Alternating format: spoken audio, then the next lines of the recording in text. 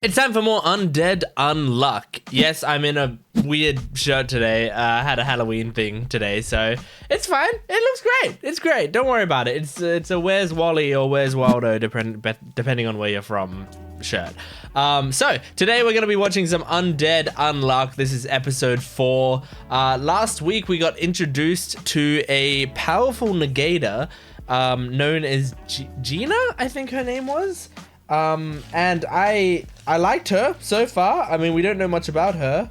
I've got Gena, which I think is just gonna be pronounced Gena, but I mean, I really don't know, because if it was the Japanese pronunciation, it'd be Gena, right? But I don't think it is. I think she's a foreigner, right? So she loves Japanese, the Japanese aesthetic, but she is not Japanese herself, so I think her name, it doesn't really matter. Anyway, we're going to be watching this episode today, and I mean, it might be a straight up fight between Undead Unluck and Gena, which is going to be exciting because the fight scenes in the show have been pretty sick. One cool thing is that because of the way Andy's power works, they can sort of have these really cool and brutal fights, because he can survive anything. So they can like snap his neck and break his bones and do all this other crazy shit, cut off his limbs, like, and it doesn't matter because he's just gonna recover from it. So they can have pretty brutal and intense fights. It's exciting. So we're gonna be watching this today. Make sure to support the video if you can. I'm a small channel and I want to be able to keep doing these videos, so support the video as much as you can, liking, commenting, subscribing. And my Patreon account is in the description below. It has full-length early access, exclusive videos, lots of other stuff, so go check that out. All right, let's jump into this. This is Undead Unluck episode 4. Okay. Mui, are you another one of the Union?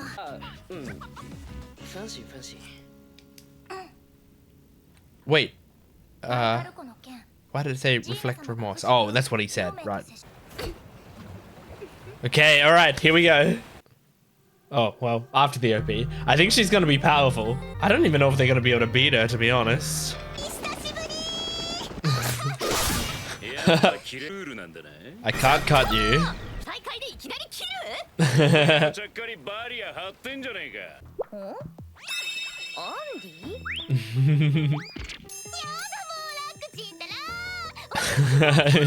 I kind of love this girl. 66. Oh, that's a barrier she's put on his mouth. That's great. Oh shit, man! So it's kind of like telekinesis. Like she can create barriers at a distance like that.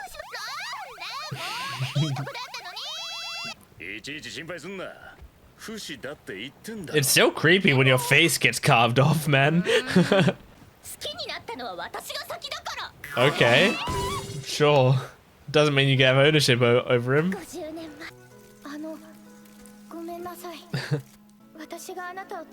Oh, she seems so much more innocent here.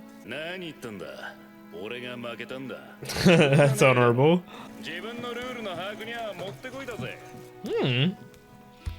He used it as like study time.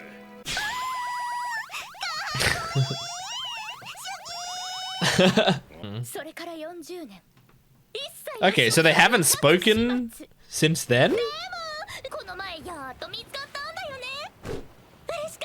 He's throwing grenades at her. It's not gonna work, but...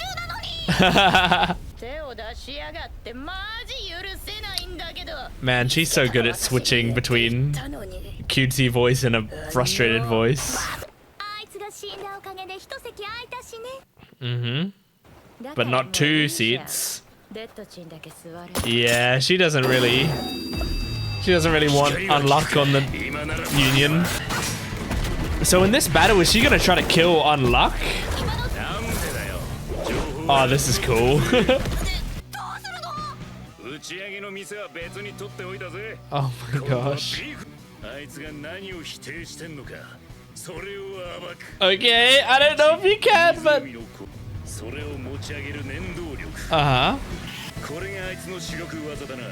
Yep, I love how they break down the abilities.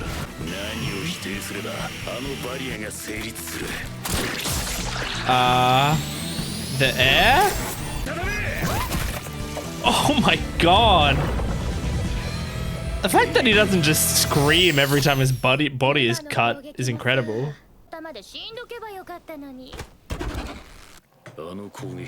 Mm-hmm. We did see that it was her doing that.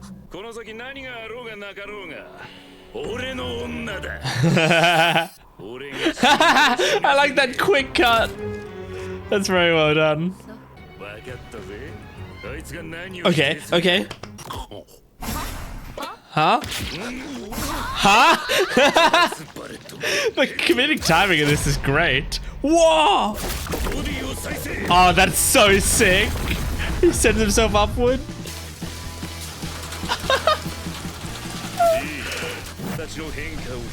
In negated objects change in form. What? Unchange. Wow, I love these intros. Okay, alright, we're gonna use Unluck. Oh, this is such a great show, isn't it? Man, I need to really think about how that unchange works afterwards. Or maybe they'll explain it more? Fixing the air in place.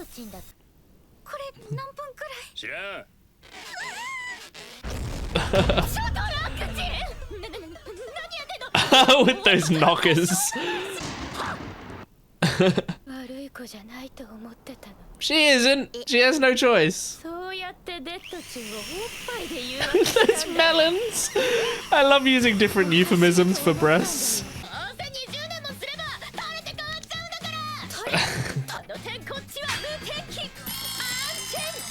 Unchange. Her body won't change. Oh, so she can't target her own body? Ah. Right, so that's why Unluck's ability doesn't work on herself.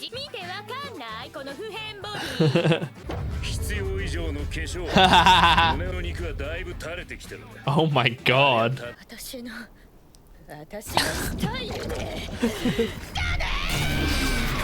Whoa, that's cool. She created like a giant sword of air. It's cool because he's spraying it all with blood so he can see these barriers. Uh-huh.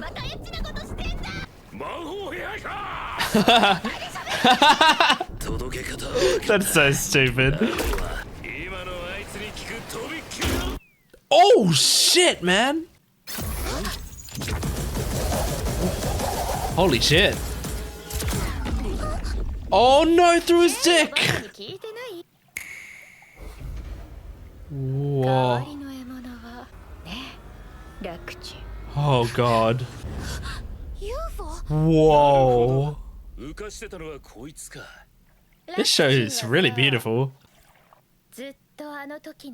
Right, so that's why she doesn't like change that she was talking about before. She negates change. That's so cool. They foreshadowed it. Oh my god. Oh! God, her fucking hat. She uses her hat in so many interesting ways. Oh! Oh my god. Look at her blushing.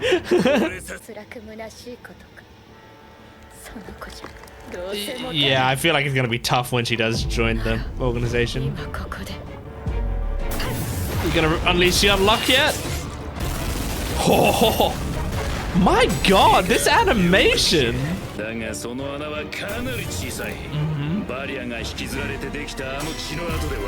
Oh my god, the fucking arms! So what's the plan? Oh my god. Oh, cover her completely in blood so she can't see? Yep. Oh.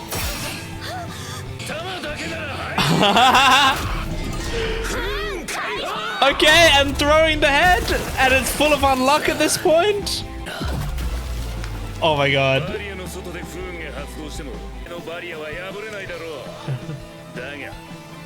Once you're inside the barrier, the unluck has to. Yes.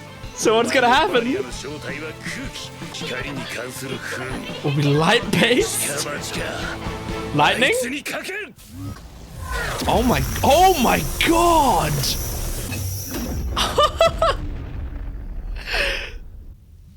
Is this one of the coolest shows in existence? This is so cool. What happened? She's still alive. Oh god.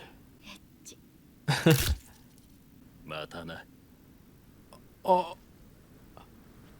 He about to kill her? Oh. Did he do it? There was like a splatter of blood. No, he didn't. Oh.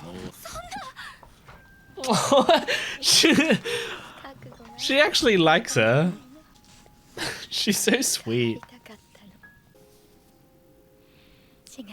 I think she's actually gonna die. Oh my god, I liked her a lot. I thought she might survive and then come back. I'm gonna talk about that later as well. That sparkles around the moon thing. Damn, look at all those cracks across her face. Yeah, I was gonna say, is that because she's 60 something years old? Oh! Is he kissing her? Oh. I mean, isn't he like hundreds of years old? Oh. That's sweet. And this is a good way to get Unluck to fall in love with you. Nothing does it like jealousy. Do you love the change in me? Wow. God, that was cool. Wonderful. So much fun. You know, something that's great about this show, everything, but also specifically what I'm going to mention now is the comedic timing of this show is really good. I think it's like this feels like an anime that is really elevating the source material. Now, again, I haven't read the source material except for the first few chapters, which were like just the first episode, right? But real, like every single episode I watch, it's like the stuff that is really, really impressive is like stuff they couldn't have possibly done in the manga, you know? The way that the first scene of the first episode was directed is really great, you know? A lot of the music is very cool. Obviously the animation is fucking awesome, but the comedic timing is great. There is no timing in manga, right? Like, if you read a comedy manga, I mean, if you read, this is gonna be obvious, but I'm gonna say it anyway, right? Let's say Spy Family, like, right? Like pretty big comedy manga.